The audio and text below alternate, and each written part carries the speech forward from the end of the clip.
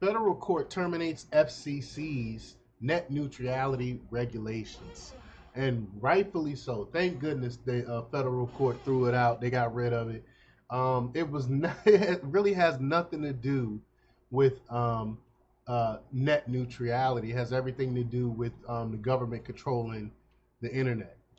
So I'm glad that the federal court terminated. We're going to talk about it. But before we get started, go ahead and hit that like button. Share this out so we can get this information out there. Subscribe if you're not already a subscriber. And hit that alarm bell so you know when I'm putting out new stuff. Also, check out my link tree in the description. It has a link to my Patreon. That's where I talk about things that I can't talk about here. There's also a link to my Instagram and my X account. So follow me there as well.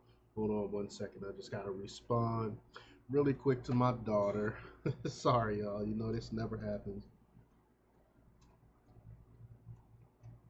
One second. Sorry about this again. I apologize.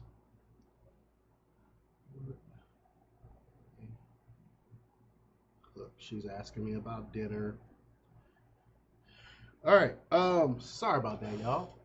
So let's get into this news. I've been distracted all day. Sorry, y'all. Now this comes from the Daily Caller, and they report that a federal appeals court on Tuesday terminated the federal commission's or the Federal Communications Commission's (FCC) long-standing attempt to implement stricter regulations over the internet. Net neutrality regulations require internet service providers to facilitate access to all websites and content providers at uniform rates and speeds, irrespective of their size or the nature of their content. The Sixth Circuit Court of Appeals said that the FCC does not possess the authority to regulate wireless and home broadband services under the regulatory framework that has historically applied to telephone services, according to the Wall Street Journal. Their overreach, more government overreach. The decision follows the Supreme Court's reversal of the Chevron deference earlier this summer, a legal precedent that had allowed federal agencies broader discretion in interpreting ambiguous statutory language. The court's rejection effectively strips the FCC of its expanded interpretive reach. Reacting to the court's verdict, outgoing Democratic FCC chairwoman Jessica Rosenworcel said that the demand for, quote, fast, open, and fair internet service persists among consumers.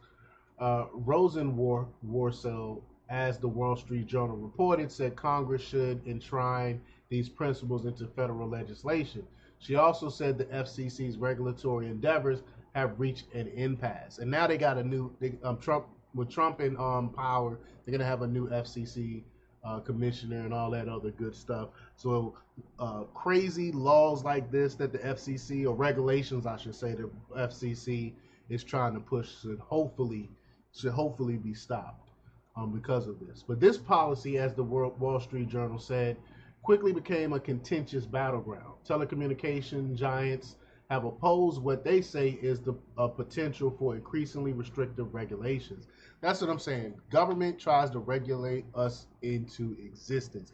That's why I'm not for this net neutrality, because if the FCC can come in and do this, then the FCC can come in and regulate the internet even more. This is like their first step into like controlling the internet. That's why I'm so against it. But they said such efforts are a gateway to heavier-handed government control. That's what I literally was just alluding to. I haven't read this article prior to, so sorry about that.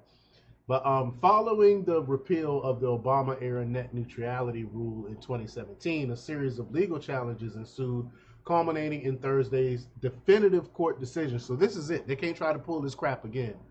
The Wall Street Journal reported. Rosenworcel had initiated a fresh rulemaking process in 2023, advocating for tougher regulations that she said would safeguard consumers and enhance federal cybersecurity measures. Industry representatives contested Rosenworcel's new regulations, leading to the Sixth Circuit Court's preemptive block on their implementation during the judicial review process, Wall Street Journal said. Republican FCC Commissioner Brendan Carr, who will soon assume the role of the chair. That's something else that I was just alluding to since Trump is taking over. Of the telecom regulator, applauded the court's decision, and I really like Carr. Carr has criticized the attempts to reinstate previously repealed regulations as futile and resource draining. Carr derided the Biden administration's reliance on what he termed the Chicken Little strategy, which painted a doomsday scenario about the internet's functionality without net neutrality. I mean, we never had net neutrality before, and the internet is working fine. Now, all of a sudden, government is coming in and saying we need to come in and regulate this stuff. Like, why? Why? This is, again, about more government control. But, quote, the American people have now seen through the rules, Carr said, because at first people were for it. People were for it for a while, and I had to go. I mean, when this came out years ago, I was one of the first people to like really break this down and talk about how this really has nothing to do with making a net neutral for everyone. It's more about government controlling everything.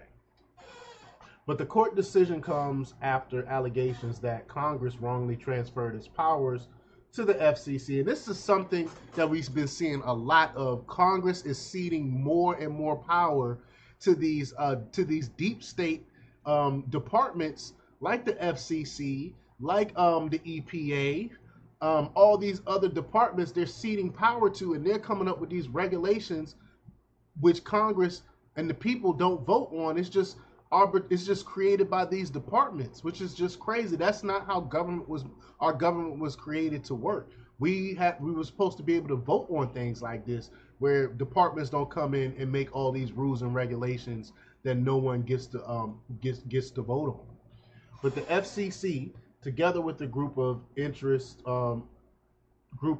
organizations and telecommunication firms, is challenging a lower court's decision that deemed this delegation unconstitutional. It threatens to undermine universal service programs that for many decades have served to promote the availability and affordability of critical communication services for millions of rural and low-income consumers. Rural health care facilities, and schools and libraries across the nation, Consumers Research Group said in a statement. So I'm glad that the federal court ruled on this and terminated it, because it would have been a disaster. It's just it was another stepping stone for control. But y'all let me know what y'all think about this. Leave your comments down below. Like, share, and subscribe. And check out jjthepsychotherapist.com for the latest in news. Until next time. Peace.